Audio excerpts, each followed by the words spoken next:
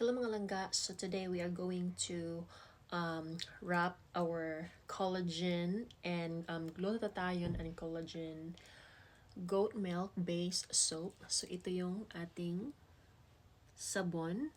So ang gagamitin natin is itong coffee filter. Ito yung pangbalot natin, no?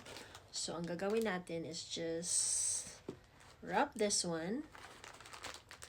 I-wrap natin siya ng pagganon. And then,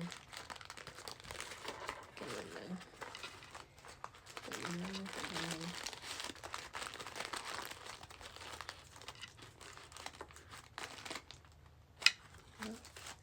I-wrap lang natin siya.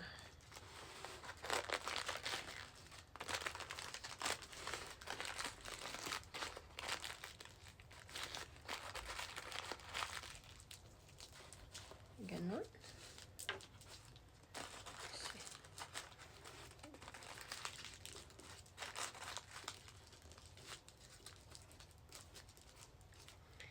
Tapos, lagyan natin ng tape.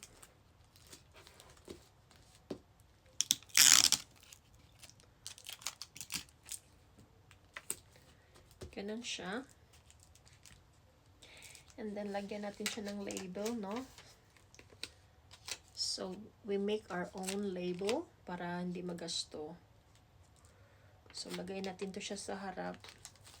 Oops. Tape lang siya ng paganon. Ayan na siya. And then, our ingredients, dito natin ilagay sa likod. Let me see.